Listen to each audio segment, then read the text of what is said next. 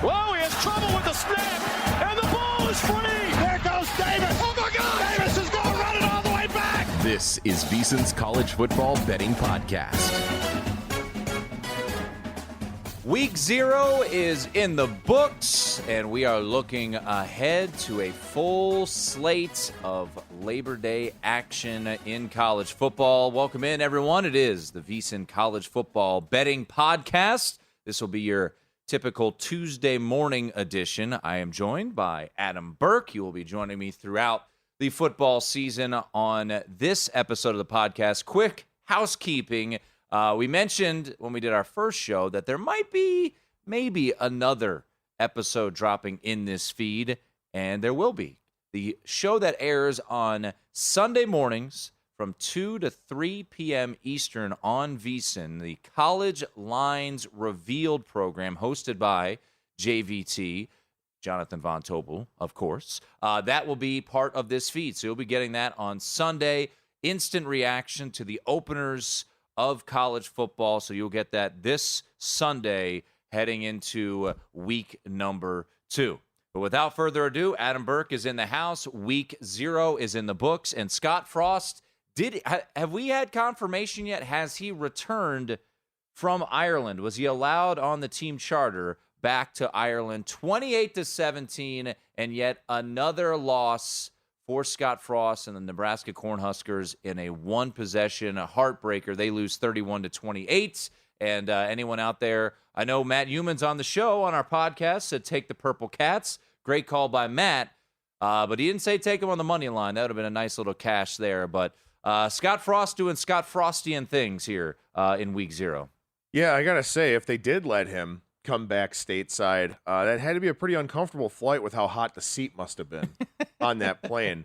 I wanted to be high on Nebraska coming into the season. I did too. Because I was thinking about this. I'm thinking, okay, I think a lot of these problems are Adrian Martinez. He just doesn't make a lot of good decisions with the football, turns it over in really inopportune places on the field, either deep in his own territory or in the red zone. But here we are again, as you mentioned, another close loss. They had 9 losses by single digits last year. Now they already start this season with one as a basically 2-touchdown favorite. At least in the middle of the week, that number did come down a little bit. But man, it's not a good look for Scott Frost, and you wonder how long the athletic department will keep watching this, where that is a pretty decent roster that he's squandering. Yeah, and the hot takes were out there after the first drive that looked absolutely terrific for Nebraska about the addition of Mark Whipple and the addition of Casey Thompson. I was one of those dopes. I didn't bet the game, but I felt like, with the schedule the way that it was, they had a real opportunity to win the Big Ten West. And I guess anything is possible now, but certainly put yourself behind the 8 ball losing against a team that many believed would be the worst team in the Big Ten West. But credit to Pat Fitzgerald and his bunch. They get it done. The onside kick that will be remembered forever in Dublin there. 28-17, they kicked the onside kick, and it feels like that just kind of turned the momentum against Nebraska. I think this stat, I tweeted this out over the weekend, 1-9 in their last 10 games, and the point differential is -2. I mean, that is almost impossible to pull off, but that is the situation that Nebraska is in. They just lose, it feels like, every game by single digits. Who knows? Maybe they'll bounce back this weekend and absolutely hammer North Dakota. But yeah, not a great way to start for Nebraska. But kudos to Northwestern. They were able to run the ball. They've got a really good offensive line. I thought Helinski looked much better than I expected, Adam. So maybe the Purple Cats are going to be a little feistier than expected. And that brings me into what you have up on VSiN.com, your adjusted power rating. So before we jump into who you adjusted, your piece is really interesting to me because you kind of lay out, and I know you put this out on VSiN.com earlier, how to make your power rating. So kind of dive into how you put together your power ratings, how you adjust your power ratings, and moving forward. Yeah, so the power ratings process is something I do over the summer. I wait until the guides come out just because they help. I mean, we have free agency in college football now. Yep. It's very hard to keep track of Casey Thompson at Nebraska. Right, exactly. It's just very hard to keep track of where everybody's going. So I wait for the guides to come out, And then I start grading the position groups. And I grade them basically on a scale from 4 to 10 for certain positions and about 5 to 15 for others. 60% of my power rating is made up of the quarterback room, the offensive and defensive lines, and then coaching and special teams. The other 40% would be the skill guys, running backs and wide receivers, linebackers, and defensive backs. So I get a power rating up to 100 for each team in the country, and they're kind of scaled based on not only national strength, but also conference strength, right? So a team like Alabama is going to be close to 100. They're 98.5. Ohio State, 97.5. Georgia, 95.5, and then on down from there. But the top team in the Sun Belt, an Appalachian State will be in the low 70s, something like that. Clemson's in the upper 80s. They're the top team in the ACC. So, again, it's on a conference basis, but then also a national basis. And that's what I use to make my lines for every game coming up there that week, where I take the difference between the two teams, add my home field advantage, and that's how I get my spread on the game. What the real art is of this process, and it's very subjective, is adjusting them throughout the course of the season.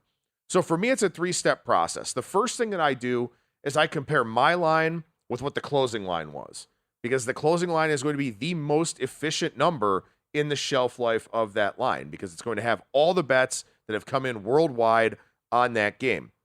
So I'll make my adjustments based on the closing line. So if my line was -6 and the game closed -10, then it's up to me to decide, do I adjust both teams 2 points? Do I adjust one team 3 points, one team 1 point? Do I go to the full -10? Then the second thing that I do is I study the box scores. I find out why the game played out the way that it did. For example, Nevada and New Mexico State was a game here this weekend where Nevada was +5 in turnover margin. They got outgained in the game. They got outgained badly on a yards per play basis, but they won the game because New Mexico State was -5 in turnovers.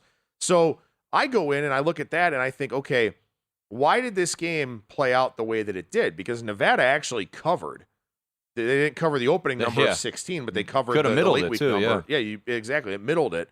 So that's something where even though Nevada won and covered, I still downgraded the Wolfpack off of that performance because it wasn't good. They just won the turnover margin in such a lopsided way. So I make adjustments based on that. And then lastly, and this is the hardest one, checking for injuries. Finding injury information, particularly in the group of 5, is very, very difficult in college football.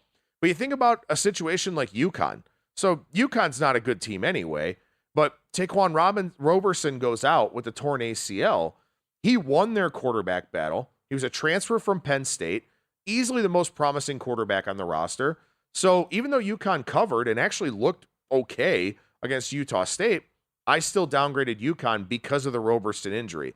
So that's my process, comparing my line to the closing line, looking at the box scores, and then finding injury information. Yeah, UConn, in some people's minds, are a great team because, good teams win, great teams cover. So good cover there for the Huskies, and our program director, John Goulet, was fired up to be able to back his Huskies. I actually took a little bit on the Huskies.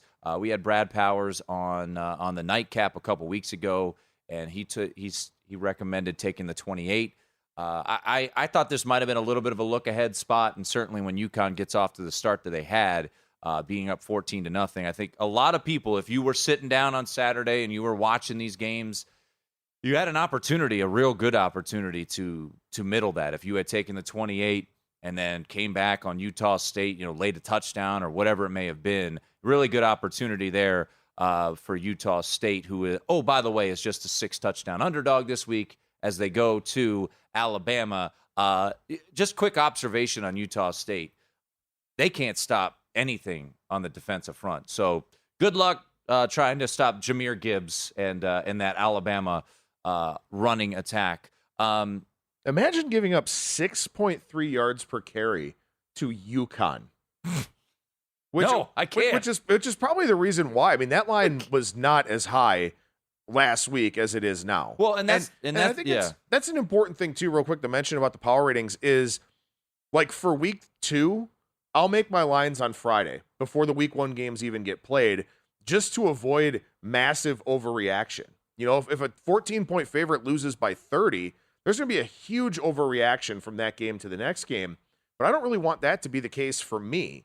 So I make my lines on Friday for the next week's games just to kind of ensure that, I don't over adjust a team based on just one data point. Well, I want to get into week 1 games, especially the games that we have involving teams that played in week 0. On this podcast for people moving forward, this podcast is mainly going to be focusing on maybe some early line movements. Adam and I, especially as the year goes on, we're going to try to pinpoint some, letdown spots, some, opportunities to overlook an opponent, some look-ahead spots. So that's what this podcast on Tuesday mornings or late Monday nights, depending on when you might be tuning in, listening into this podcast, are going to focus on. We're going to do the deep dives more so on Thursday when Matt Humans joins us. But there's a lot of weekday games this week, and when Matt and myself, get together on Thursday, we'll try to focus mainly on the Saturday games. So Thursday games, a heavy slate this week. There's some Friday games as well, and we'll also look at some Group of 5 teams. So, taking away from the weekend, Adam, and then looking ahead, I do want to get to a game that is maybe a bit of a dumpster dive, but it involves a team that played last weekend, and you mentioned Nevada. And this is a team that many people at our network is looking to fade in the Nevada Wolfpack with everybody that left, and then the performance that they had. And look, if you got in on New Mexico State early, well done, because as you mentioned, you could have covered the opening line and for a little while, but ultimately the closing line, you didn't get there. But I actually loved this result because I did not take a stance on Saturday's game. But when we were talking on the nightcap last week, I forget who I was talking to, Adam, but I said, look at that look-ahead line. Or not, week 1 lines had been out. Texas State was getting 5. Now, it opened 10.5, so I didn't get the greatest number. But I said, I'm going to take the 5 because I think Nevada's going to have the chance to lay a dud. And even though they won, they did lay a dud. And now you look at that line, and it is Nevada -1, Nevada a pick. So to your point of trying not to overreact, I look at this Texas State team. This is a pivotal year for Jake Spavital, right? This is year 4 for him. They've slowly gotten better every year. I think it was 2 wins, 3 wins, and last year was 4 wins. They bring in Lane Hatcher, the transfer from Arkansas State. 14 starters returning, went heavy in the transfer portal, brought in 20-plus players in the transfer portal, which could be good or bad. I just think the desperation there for Texas State is there. They get the tape on Nevada, which I think is important. I don't know what the atmosphere is going to be like for a mid-afternoon game in Reno with the mass exodus that they had last year for this Wolfpack team. I like Texas State. I don't know if I like them necessarily at a pick, but at 5, I certainly was in favor of it. I just think this Nevada team is really bad. Yeah, they don't appear to be very good. 78 passing yards on 14 completions. Against a secondary, I think that was pointed out on social media. I don't think Paul Stone pointed this out, or whoever it may have been. That is, I believe, last year was 130th in the country in the secondary, and they averaged, 4 yards per pass? Yeah, and I mean, look, New Mexico State, 129th in my power ratings. So, bottom 3 team in the country. And, if they take better care of the football, they may very well end up winning that game. Look, I think a lot of people were low on Nevada for a variety of different reasons. The mass exodus, I know you talked last week on our first show about Nevada's returning production and how it's 22%. One of the lowest. It is the lowest that Bill Connolly's seen. And they were changing offensive schemes, too, where, they're going to be more of a run-heavy type of team. And they were. I mean, they ran the ball 45 times. They only threw it 23 times. So they were that run-heavy team that we kind of expected them to be. Now, one thing about misleading final scores is that there will be line movement early on in the week. And this was a misleading final score, the 23-12 Nevada win over New Mexico State. So just for the listeners out there, I think it's really important to point out, I do the deep dive on the box scores. Not everybody does. But you will see line moves Sunday night into Monday morning and then on throughout the day on Monday of fades of those teams that go +5 in turnover margin and still eke out a win or eke out a cover. So that's important. But look, the thing of it is for me here, I mean, I still have Nevada 3.5-point favorite, and I know they looked awful, and they looked awful against a really bad team. But, look, I think there's something to be said about playing a game, getting that out of the way, being able to figure out in real game conditions what's wrong, because you don't get preseason football in college. You just wind up playing each other in practice. So for Nevada, at least, maybe there's that. Maybe they can look a little bit better based on knowing what they need to improve upon, what they need to fix. And I'm still not very high on Texas State anyway. So again, I make my lines the week before. I even bumped down Nevada a little bit. I had them about a 5.5 point favorite going into that game. Now I have them a 3.5 point favorite, but I will not be betting on them. I mean, I can't. So that's one of those where look ahead lines do come out. If you can grab some line value, then you definitely try to do it. And it sounds like that's exactly what you did. Yeah, and sometimes you do that, and it doesn't work out in your advantage. I mean, Nevada could have come out and looked great. I think we were all pretty confident that wouldn't be the case, but and it wasn't the case. But they do have a sweet trident now. That is super lame. The turnover trident? I don't understand why a trident is with the team nicknamed the Wolfpack, but you know what? I don't try to figure things out. Maybe they need tridents up in Reno. I don't know. So that is a mystery I will maybe never know the answer to. We're gonna deep dive into a couple really interesting G5 versus Power 5 games. And one that I've made a bet, and I think one that Adam will be on too on Saturday, which actually is one of my favorite games. But let's jump into some of the weekday games. If there's anything that you find playable, Adam, and certainly I know there's a lot of excitement around the return of the backyard brawl. Pittsburgh is right now laying 7.5 as of recording on Monday night. I see 1-8 out there at Circa, a total that has come down at 51. It seems like that, Adam, has been the initial move, is folks taking the under in this West Virginia-Pittsburgh game.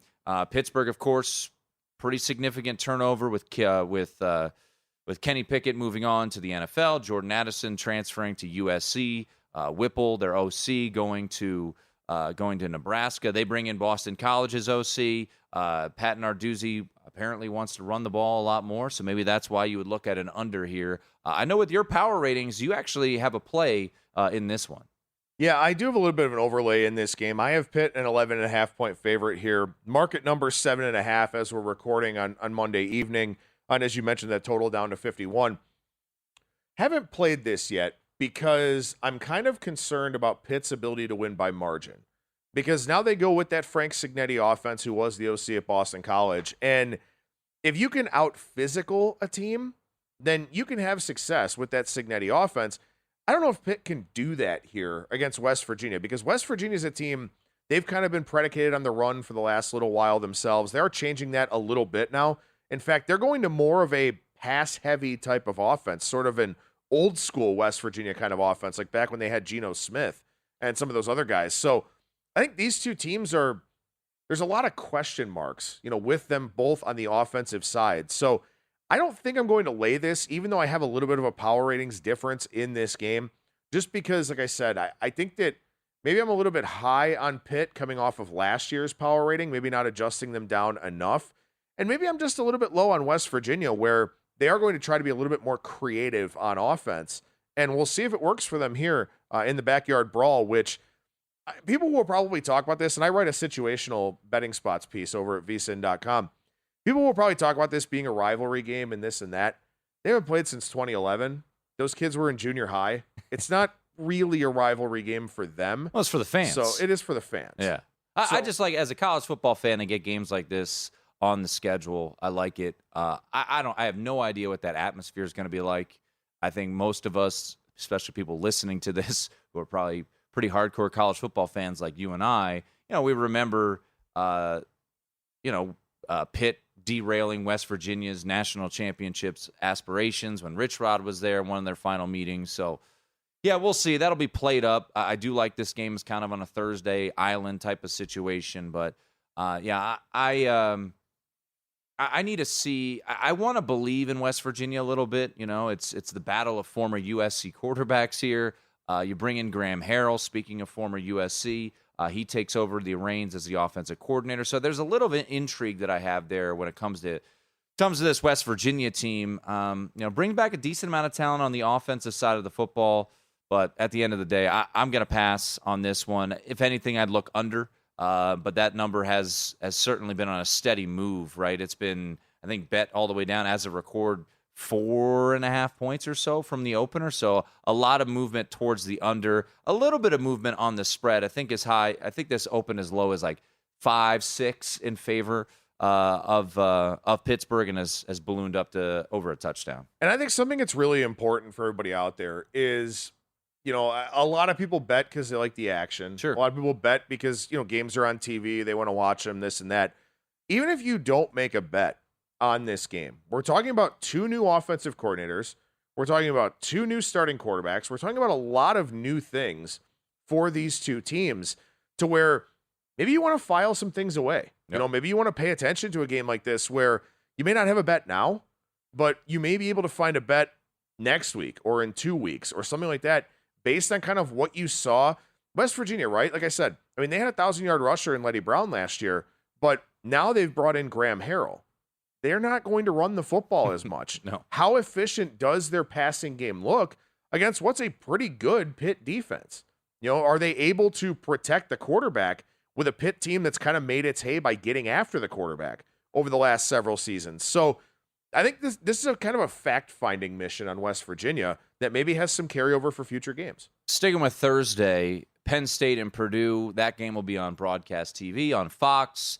Another Big Ten game to open up the season. Last year we had Minnesota taking on Ohio State. I know Ohio State covered that game, but it certainly didn't feel like that was going to be the case. And then Mo Ibrahim went down. We're going to get to Minnesota. They are on the field on Thursday night as well, taking on New Mexico State. How about that start to the season? New Mexico State is going to have 2 games under their belts before most teams play any, and that game will be on Thursday night as well. But Penn State at Purdue. As people who don't know me by now, I wouldn't say a blind fader of the public, but it certainly plays into, where I am. And this isn't a reverse line movement situation, but it's a situation where the line isn't moving a ton. But I know that your power ratings have Penn State as almost a touchdown favorite in this spot.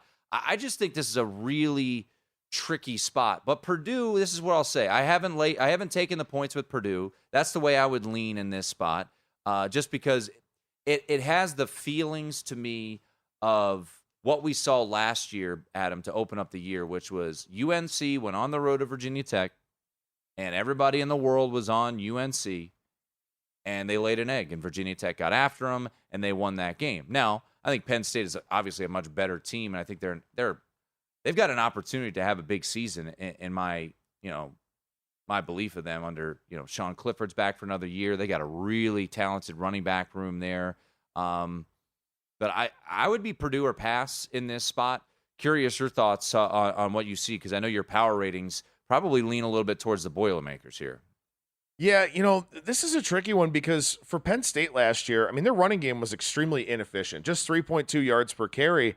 And Jahan Dotson was such a big part of this passing game. 12 touchdowns, 13 yards per reception, had almost 1,200 receiving yards, caught 91 passes. And that's the question that I have is who is going to emerge as the top target here? And, I know there's been a little bit of a quarterback controversy and some question as to who's actually going to get the job there with Penn State. Will multiple guys play, which is something that seems like it's kind of a factor around the country here. But I'd be concerned here about Penn State's, again, ability to win by margin. And it's not a big number. 3.5 out there is the market number. But the move that I do agree with is the under. Because for Penn State here, Dotson was such a big part, had such a huge target share. You've got to figure that out now. And I think that's something that may be a little bit of a challenge for Penn State, who I think James Franklin is a good motivator, a good speaker, a good kind of front face for the program. He's also not a very good head coach, I don't think, in terms of in-game adjustments. And I feel like he's kind of at a disadvantage here in this first game against Purdue. So for me, I'm looking more at the under than taking a look at the side here in this one. But I do have Penn State. I actually noticed a typo in my article, but I do have Penn State a 6-point favorite in that game. So, it's one of those where, yeah, there's a little bit of power ratings value. But again, I need bigger differences between my power ratings and the market number early on in the year to play these, because we're all trying to figure out these teams all at the same time. We can read as much as we want. We can read practice reports. I know our mutual friend Brad Powers watches spring games, but until you actually see these teams, it's a little bit challenging here in week 1. Yeah, I'm looking forward to this game, though. That's probably the game I'm looking forward to the most on Thursday night, Adam. And like I said, at 3.5, probably would be the lean towards me, come maybe Thursday's pod or on Twitter. at one Tim Murray. I'll let you know if I'm going to ride with the Boilermakers. But a home team catching points there, juiced up atmosphere at West Lafayette, national TV, which isn't something that I wouldn't say Purdue is not aware of, right? But they don't get the opportunity to be in the spotlight like they are, this Thursday night. Aiden O'Connell back, but I do think one thing, obviously, that is so important to recognize, in addition to the fact that Purdue is replacing a ton of coaches on that coaching staff. Now, Jeff Brom is back for his 6th year, but he is got to replace a lot of different pieces there on that coaching staff. You're replacing David Bell, an NFL draft pick and a incredible player that. Who was it he lit up? Was it Michigan State last year that he absolutely torched last year? Yeah, when they beat Michigan State, when Michigan State was, top 5 in the country. And then George Karlaftis, a first-round pick. So they have to replace a lot. They do return, I think, total 14 starters on the offensive side. So Purdue would be the look for me initially on Thursday night. So in total, FBS versus FBS on Thursday night, Adam, we've got 6 games. A handful of FBS versus FCS games. So I don't know if anything jumps out at you on that front, but to wrap up the Thursday slate, any other games you want to kind of key in on when it comes to the Thursday night slate this week? No, you know what? I want to go to Friday because there's a really fascinating development here in the market with the first game on the board by rotation, number 153, 154 is Illinois and Indiana. Mm-hmm. So a lot of us, I think, here at the network were on Illinois last week, and they were arguably the most impressive team to play in week 0. I mean, they were really strong in that game against Wyoming. Now, of course, Wyoming lost a lot. We knew that they would be pretty weak offensively, and that was certainly the case. But that number steamed up, by the way, if you didn't play it or maybe you got it early, because I know I did see a lot of people at the network, took Illinois. I did not because I felt like I was late to the party. Closed 14, open like 9, and obviously all of them cleared because they won by 32. Yeah, I took the -10 in that one. I had that game lined at 13.5, so it moved towards my number, which is a good sign, at least for my power rating on those two teams. But I was intentionally high on Illinois, I thought, coming into the season because I like Tommy DeVito. I think that's a nice pickup for Brett Bielema's team. Chase Brown, the running back, is very good. I saw a stat about him. In terms of his yards after contact last season, he was very, very effective in that regard. So I liked Illinois coming into the year. They played really well in that first game, and they were +3.5, +4 on the look-ahead line against Indiana, and now they're only +3. So the line came down a little bit, but I would have expected more movement on that one. I have that game line to pick them. So I feel like Illinois has got some value here again this week. +3. I think you could sprinkle the money line in this game as well. I like the idea that Illinois got to go out there and be physical with somebody else because I think they can kind of push Indiana around here. An Indiana team that lost 8 straight to finish last season. Yeah, Indiana's a team that I took a little on their under 4.5 wins. And I'll tell you what, I mentioned Thursday night. I think the public side will be Penn State heavily.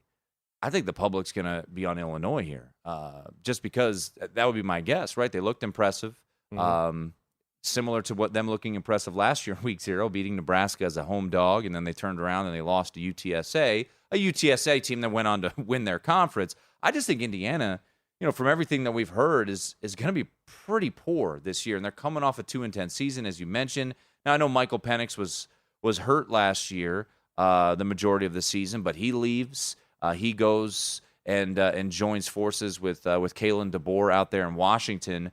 This is a team that lost a good chunk of their pieces. Connor Bazelak comes in from Missouri to be their starter. I mean, is that really moving the needle for you? So I'd be fascinated to see what happens here. And to your point, I mean, Chase Brown looked the part against a rather depleted lineup. So I was surprised too because we saw some pretty big line moves with teams that play. We mentioned Texas State and Nevada, Adam.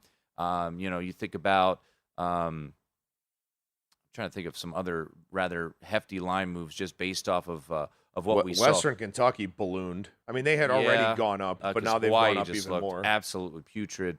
North Carolina giving up 63 points to Vanderbilt's a bad look. Not great. Not great. No, not great.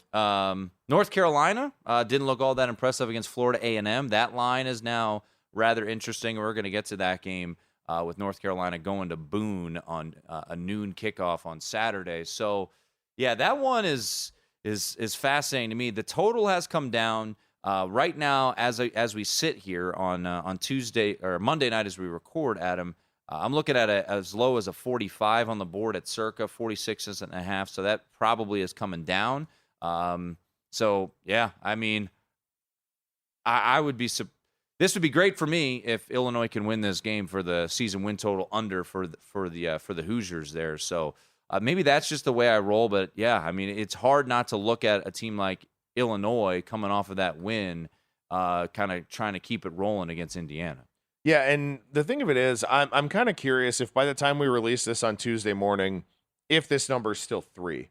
This almost feels like one that you kind of want to go out there and get right now, because it's probably going to come down to 2.5, and we'll see if there is some Indiana resistance at that point in time. But I don't really see any reason for anybody to want to believe in Indiana. And again, Illinois coming off of an impressive performance, albeit against a Wyoming team that is depleted a little bit. I want to talk about the next game that's on the board too, real quick. Virginia Tech and Old Dominion. So I love these kinds of games early on in the year. I love when Big Brother travels to a little brother type of team. I am a huge fan of that situation. I think it can be overblown a little bit. I think there will be some people that are like, oh, this is Old Dominion's bowl game. This is their Super Bowl, whatever the case may be. And they did beat Virginia Tech 49-35 when the two teams played in Norfolk a few years ago. But I think what's really fascinating about this game is Old Dominion, now they didn't play in 2020. They sat out the entire COVID year. They did practice a little bit with, all the personnel that was there. And it seemed like they grew up quite a bit. They were very good in the second half of last year. They were one of the most improved teams in the country. Made a bowl game. Whereas Virginia Tech, I don't really know what's happening in Blacksburg. I didn't really love the Brent Pry hire. We'll see if it works out. But they're laying over a touchdown here on the road against Old Dominion, and I think that number is just a little bit too high. I have it 6.5 personally. I will end up taking Old Dominion here. I don't know if this line's going to go up any, but I will be on the Monarchs in this game, getting over a touchdown in another game where the total is coming down a little bit. So that's kind of a trend that we've seen throughout the week one market. But I just feel like Old Dominion, a lot of continuity there with them, whereas for Virginia Tech, a lot of things in a state of flux. Well, you look at Old Dominion, and I think Circa got as high as 10 in favor of the Hokies, and then there was buyback, and we're looking at 8.5, some 8s out there, mostly here on Monday. I wouldn't disagree whatsoever. You look at an Old Dominion team, 6-6 last year. They won their last 5 games of the year, Adam, down the stretch to make a bowl game. Ultimately lost to Tulsa in that bowl game, but still to make a bowl game. Really, in Ricky Ronnie's first full season, because he went down there and, as you mentioned, they didn't play any games. Right, and I believe, I could be wrong, but I believe they were the youngest team in the country in 2019. They played a ton of freshmen because they didn't have a whole lot. They didn't have a whole lot of upperclassmen. So maybe wrong on that, but I know they were at least one of the youngest teams in 2019. And they bring back almost everybody. I mean, their offense is almost completely intact. I don't know. You cover the G5 really closely. What is your opinion on Grant Wells? Are you excited by the fact that he's the Virginia Tech quarterback heading into this year? Are you kind of lukewarm? What's your feel on what to expect from Grant Wells as a starter at Virginia Tech? Grant Wells is a guy. He's very inconsistent from play to play. He had a lot of interceptions during his time at Marshall. He also had some games where he wound up playing really, really well. Doesn't move the needle for me all that much with the Hokies. And again, I think the bigger problem for Virginia Tech has been, Bud Foster kind of lost some zip on that fastball towards the end, and the defense has never really rebounded. And Justin Fuente, I thought was a good hire going to Virginia Tech. I was very impressed with the job that he did at Memphis. Me too. It just didn't work out that way. So this is a team where, I do sort of wonder how that recruiting pipeline's been going. I do wonder about their depth and, having to go with, a transfer quarterback like Grant Wells. That's not something that Virginia Tech usually has to do all that often. They kind of have somebody waiting in the wings. So I'm kind of concerned about the overall health of this roster, and who knows, maybe we'll kind of see it, play out here on Friday night. Yeah, I think that's an interesting look, and I've heard some people that I trust and respect, look at Old Dominion maybe as a long shot to win the Sun Belt. I don't know if I'd go that far, but this is, like you said, this is an opportunity. In 2018, obviously they pulled off the stunner against Virginia Tech at home, 49-35, and the following year they lost, but did cover in 2019, the year that they only won a game, and in 2019. So I think you've kind of piqued my interest a little bit there on ODU, a team that I mentioned on the first podcast, Adam. I'm not going to bet this game because I am pretty heavily invested in their season win total under, but I certainly need it to happen. It's Colorado and TCU. TCU, obviously, new coaching situation. They bring in, Gillespie to run their defense, which is, I think, in addition to obviously Sonny Dykes coming in to be their head coach. I'm not going to lay 13.5 for TCU on the road, but I could see this thing getting ugly. There's just not much there for Colorado. We explained a bit about it last week. I'll kind of give a Cliff Notes version. They got depleted in the portal. Their top two corners, their safety is actually starting for TCU from a year ago. Their running back, they're two of their top four receivers. I mean, tons just rolled out of Boulder, and they've got a really brutal schedule. So I'm not going to play this game personally. I do have the season win total under 3.5. If that's still available at time of listening, I would go ahead and play that. But anything else on Friday that jumps out at you, whether it be in one of the FBS situations or in the FBS versus FCS showdowns? Well, a couple of things in the TCU Colorado game real quick. The first is, so Sonny Dykes came out actually on Monday and said that all three quarterbacks may play in this game. The second thing is, we're asking a team now to win by 2 touchdowns on the road in Boulder. As bad as Colorado is, if he intends to play all three quarterbacks, can any of these guys get into a rhythm? Will any of these guys get multiple series in a row? Are they going to be able to go out there and go through their progressions, work through the offense and all of that? I don't really know. But the more I started looking at TCU coming into the year, and I don't know if it would be Max Duggan or Chandler Morris over the long haul, but I started looking at this team and I said, they're going to knock off somebody in the Big 12. They're going to beat an Oklahoma, or they're going to beat an Oklahoma State, or they're going to beat a Baylor, or they're going to beat a Texas. They may win, 2 of those 4 games, but this is a team that's exceptionally talented.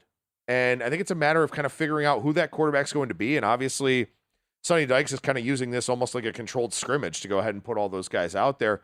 My number on this game is 11.5, so it's blown right through my number. So I either need to adjust I need to adjust TCU because my Colorado projection was so low to begin with that I'm well below the market on the season win total. So it looks like I need to bump TCU a little bit, which makes me think I'm on the right track in terms of expecting them to do something special at some point this season. And I would say this, we said this in last week's pod, and it bears repeating. These numbers have been up for months. So, the wise guys, the respected bettors, they've been able to get in on a lot of these numbers. So, buyer beware. Look, if you went out last weekend and you laid it with Vanderbilt, even at a bad number, kudos to you because they absolutely steamrolled Hawaii. If you laid it with Illinois, kudos to you. It's certainly possible to beat that closing number, but just, be careful. And I think for me, a lot of what I'm going to do, I will have a couple bets out there. I have Texas State.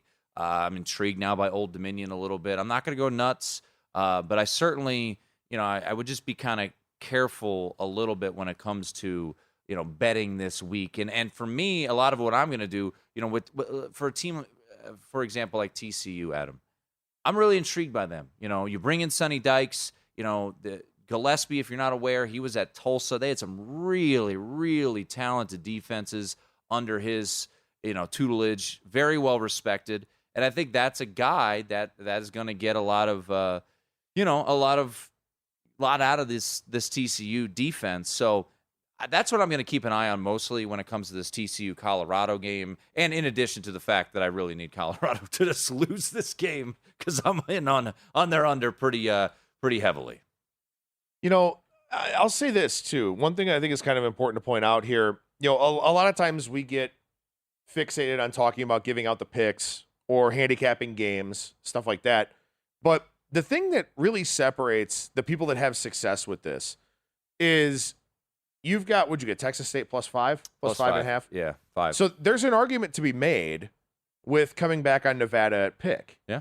And having a shot at that middle with numbers like 3 and 4. Mm-hmm. And I think if we were deeper into the season where the markets is a little bit more efficient, the lines are a little bit more, they're set with more confidence, they're a little more trustworthy. If you had a 5-point middle, I would absolutely take a little bit back on Nevada. But here, when you talk about a pretty inefficient market for the most part, where we're not exactly sure what we're going to get from Texas State, and we already saw what we could get from Nevada, and it wasn't very good, it's one of those things where, now you don't mess with that 5-point middle. You take the good number that you got and you be happy with it. But there's a case to be made down the line for maybe looking to play a middle. So I think sometimes people maybe get a little bit selfish. They'll kind of look at it and say, oh, well, I got 5 points of value. Now let me play the other side because the books can't be off by that much.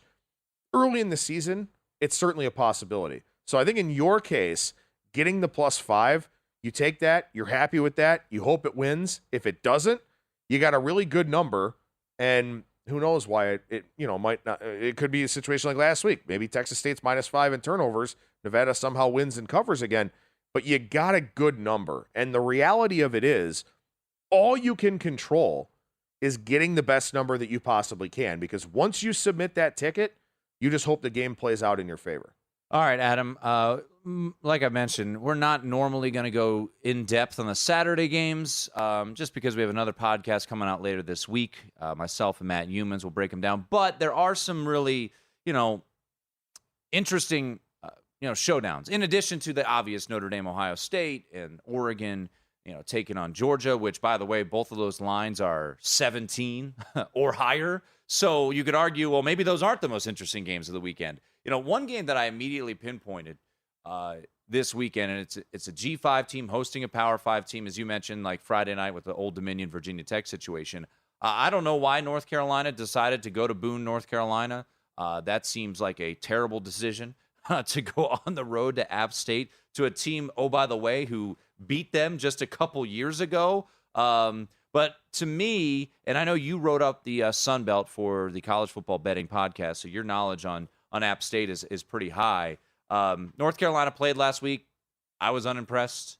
They gave up a lot of offensive yardage to a Florida A&M team who was depleted due to suspensions to key players. So App State, 38-5 at home their last 7 years. 5-0 ATS in their last 5 games against Power 5 teams. As I mentioned, they beat North Carolina in 2019. I think, really good offensive line, maybe the best in the Sun Belt. Got, as you pointed out in the college football betting guide, they've got a pair of running backs and Peoples and Noel combined to rush for over 2,000 yards. Chase Bryce, whether you like him or not, back for another season as their coach, as their quarterback down there. We saw movement in this market early on Monday. Saw a little bit of a buyback from North Carolina. I took App State on the money line, and maybe as I'm sitting right here, looks like Circa just popped a 2 on Monday night. So some resistance, some buyback on North Carolina, but a home, really strong Power 5 team on a UNC team that's got questions. First year defensive coordinator down there. Yeah, I like App State in this spot. Yeah, I can't argue with anything that you said. I mean, I have App State a small favorite in this game of 2.5. Look, Boone is at a little bit of elevation, so that may be something that does hurt North Carolina later on in this game. They gave up over 4.6 yards per carry last year. So, New defensive coordinator, but how much does he help with that? Was it a scheme issue? Was it talent in the trenches? Were they able to kind of shed those offensive linemen? Were they able to kind of free up the linebackers to make tackles? Because App State is a remarkably efficient group of 5 team every year. It's just a very sound program. They've had some coaching turnover as well, and they haven't really missed a beat. Sean Clark's been there for a little while now since Scott Satterfield left, but they do what they do, and they do it extremely well, and they've got the ability when they get ahead to stay ahead because that running game is just so strong, so good. And of course, for North Carolina, this is a team that when you look at them the last several years, they have to outscore the opposition to win. They're not holding the other team's offense down. And what does this offense look like now without Sam Howell? Are they going to be as productive as they had been in the past to kind of give that defense some margin for error? My answer, at least for right now, would be no. So I do like App State. I do agree with taking the money line there. It's very hard for the game to land 1 at this point. So, it would probably be take a little bit better of a price on the money line. You can take the +1 if you want to. Like I said, I have App State a small favorite in this game. On a neutral field, North Carolina would be a little bit of a favorite because I give App State such a healthy home field advantage. But the Mountaineers are really, really good. And this is a chance here against a North Carolina team that, I don't think the Tar Heels will have their stride yet. Maybe they get it later on in the year. But App State is a team that, again, we talk about continuity early on in the year, returning production. I know Steve Makinen's big on stability and all of that. App State's the more stable team here. Yeah, there's no doubt. So we'll see if App State can pull off the minor upset against North Carolina. We'll see where that line ultimately closes, but an intriguing spot. A couple other games I just want to throw at you. A lot of people this offseason are very high on North Carolina State. I think you are as well.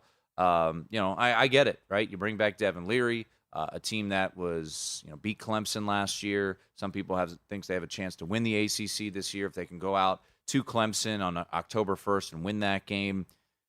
I look at this East Carolina matchup, and this is screaming, not a loss, but, man, you better be careful, NC State. You better be buttoned up against ECU. This is, not to play cliche as you mentioned, but this is more or less the Super Bowl for ECU. Getting North Carolina State into their home field in Greenville, 4th year for Mike Houston.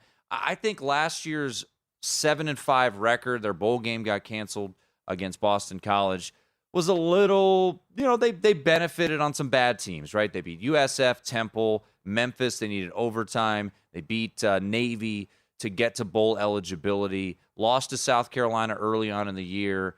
They bring back Holton Ahlers for what feels like his 1,000th season. But a lot of continuity is back for ECU. It's up to 12 now. So, my initial belief, I don't have a bet on this game yet, was I'm going to take the points with East Carolina. The market is disagreeing with my thought process. I still might roll with the Pirates here, just a little piece here. But what are your thoughts on ECU and NC State? And do you think this is a tricky spot potentially for NC State to open up the season on the road against a team like East Carolina?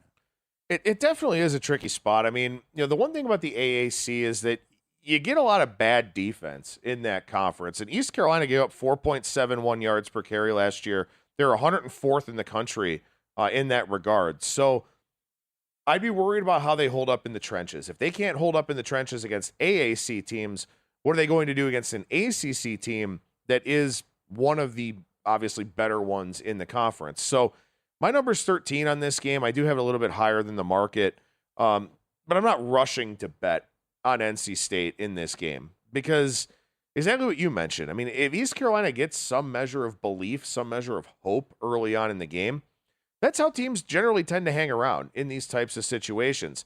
Now, NC State is a very well-coached team. Usually, I'm much more worried about, like the Virginia Tech example that we had earlier on, right? I don't know if Brent Pry might be good. It's his first game as a head coach. But it's his first game as a head coach. For NC State, I know what I'm getting. I know what I'm going to get out of that program. I know the kinds of effort levels I'm going to get out of that program. So that's the one thing that kind of keeps me thinking, NC State's probably going to stay on track. They're going to stay focused. They're going to stay on task. And they just have better talent all over the field. So I do understand why this line's going up a little bit. Also, you mentioned that Charleston Southern game last year for ECU, where maybe just early on in the year, they're not quite there. So maybe that's a concern for some bettors out there. I think ultimately that was after a win on the road at Marshall, though. So a little letdown spot for ECU. Yeah, and it's important to talk about those things, too, because I think something that's really kind of fascinating here is that East Carolina winds up playing Old Dominion next week. Mm-hmm. So you've got two teams that get this big brother coming to town. No. And then one of them, or both of them, could have a letdown in week 2. And those are the things that I always try to plan ahead and think about those so that I can attack those numbers when they come out. And you'll hear about those numbers on that line release show that we have on Sunday. Yeah, I'll make a prediction right now, Adam. If either one of these teams wins, either Old Dominion on Friday or East Carolina on Saturday, I will be on the opposite side. Come that game next week. I want to wrap up just kind of rapid fire. Once again, we're not going to go too in-depth on Saturday games, but I think a game that I was surprised that no network TV picked it up. I think it's on ESPN Plus. Army at Coastal. You wrote up the Sun Belt, so I'll get your opinion on this here in just a moment. But I think Coastal Carolina is in for a bit of a rude awakening this year. I mean, they've had a ridiculous run, a historical run. I know this is going to be on, the teal turf, but this is a team that went 22-3 over the last 2 years. Jamie Chadwell's still there as their head coach. They bring back Grayson McCall, but man, that's pretty much it, right? 7 total starters come back. However, I read the guide, the college football betting guide. You wrote up the Sun Belt. You know this conference really well, and you like the over on Coastal Carolina. So maybe you can talk me into why Coastal Carolina might be the play here against Army on Saturday. So the thing that worries me about the Chanticleers this season is the skill positions. They lost a lot of talent and a lot of production there with their skill positions. But when you look at this offensive scheme, the fact that Grayson McCall is back makes me think they can still have success. So basically, this is kind of a modified RPO type of offense where they have a ton of pre-snap motion, and McCall makes the call at the line to see who's moving around, who's out of position on defense, and then they have a lot of hot routes. They have a lot of quick handoffs they can do, stuff like that, where they create a lot of mismatches on the outside. I worry about Army. Now, Army is very disciplined, obviously. The service academies always are. So there is that. But Army also tends to be undersized on defense. The service academies are undersized. Not Andre on defense. Carter. Well, every now and then there's an exception. I'm just saying, that dude is a beast. He is. He's going to be a first-round pick. But I love the mentality and the mindset and the manner in which Coastal Carolina's offense operates. So I think they get their points in this game. And the nice thing about their offense, they are efficient. They're an explosive offense. They're a big play offense. They may not have the ball a lot in this game, so they're going to have to be efficient because, as we know, Army with that triple option, they run and run and run and take up the time of possession. So I'm kind of thinking about this game as maybe an over, which is weird to talk about when you talk about the service academy games and all of that. Well, I would bring up the case in point would be Army Wake Forest last year. I mean, nobody could get a stop, and that game had, off the top of my head, 126 points, 70-56 in favor of Wake Forest. So Army couldn't stop them, but then you look at the explosivity of Army, which is rare, but they have that ability. And they got a lot of pieces back offensively. Now, Christian Anderson is gone. They haven't named a starting quarterback yet. I think it will be, I think it's Tyree Tyler, who got some experience last year, started a handful of games, is a pretty good runner. I think the other option is better passer moving forward there, but a lot of their pieces are back. Their fullback and Buchanan is back. Robinson is back. Buchanan ran for 504 yards last year. So a lot of the continuity is back for this Army team. But you're going on the road, and this is a big test for both of these teams. I'll say this, and I think you might have mentioned this in the preview there. Coastal Carolina is in a really advantageous spot to play Army. Why? Because they've had all offseason to prepare for the triple option. This isn't sneaking up on them, right? They have been, I'm sure, talking about this game for months and preparing little bits and pieces. They probably even put some pieces in the spring to prepare for this season opener. So I think that is helpful for Coastal Carolina, the fact that this game is the opener. Yeah, I think so too. The one thing I will counter to that, though, is along with a lot of pre-snap motion on offense, they use a lot of pre-snap motion on defense to disguise their coverages, kind of disguise where pass rushers are coming from and all of that. That may not be the best thing against Army because you have to be so gap responsible. So if you're moving around a lot pre-snap, they may end up leaving some gaps open, kind of missing some holes. But I just think Coastal Carolina is so extremely well coached that despite the loss of a lot of talent, I think that they can still be a really, really good team this year. All right, well, let's wrap it up. A couple other just quick hitters. One game that you brought up that's definitely on my radar now. I don't think there's many look-ahead spots in week one, right? Because it's a season opener. You're excited for it. a game that you pointed out, I think, is a very, very interesting spot, and that would be South Dakota State, preseason number 2 in the FCS, always a quality program. I don't know how far they went. They didn't win the national title last year. They lost semifinals. They lost Chris Oladokin, who is their quarterback. I believe he's on the Steelers. He got drafted by the Steelers. I don't know if he'll make that team. But they open against Iowa. No line as of recording right now. But something that you brought up, week 2, Iowa plays their arch rival, Iowa State. They're not a flashy team. We know that. What is this number open as? Because, I mean, if it's double digits, I think you got to look long and hard at the Jackrabbits.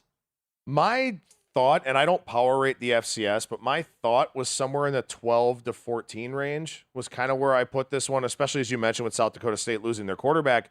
But, last year, Jeff Sagarin had South Dakota State in the 67, 68 range in terms of his ratings. Iowa was in that 80 to 82 range, and that's kind of, where it seems like he has them for the preseason this year.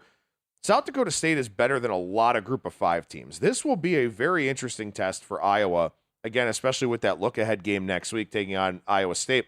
Another spot I want to mention, because this article will go up tomorrow morning, probably as a good compliment to the podcast. So Georgia State and South Carolina is a really intriguing game to me because Sean Elliott coached at South Carolina for 6 years. He's a South Carolina native. He was the interim head coach in 2015. Now he's taking the Georgia State Panthers to Williams-Brice. So he's returning there for the first time. This number's moved up a little bit here too, where you've got South Carolina in that 13 or so range now, 12.5, 13. My number's 11, so it's getting a little bit high, I think. I know people are understandably high on the Gamecocks with Spencer Rattler and the job that Shane Beamer's done recruiting there. But that's a real interesting game where South Carolina tends to not win by margin a whole lot, and they get a Georgia State team that will be exceptionally motivated for that one. Yeah, Georgia State's got a couple good opportunities early on. Week 2, they get to play North Carolina at home. Also, South Carolina, I don't know if they're overlooking it, but they do go on the road week 2 to take on Arkansas. So it's right out of the chute for the Gamecocks. There's a lot of early conference games this year that are interesting little spots. So, that's a good one to keep an eye on. All right, make sure to check out all of Adam's written content, vsin.com. I will be back on Thursday afternoon. Myself and Matt Humans will be breaking down the entire Labor Day card. But for Adam Burke at Skating Tripods, I am Tim Murray. Please subscribe to the podcast. Once again, 3 podcasts in your feed each and every week right here on the VSiN College Football Betting Podcast.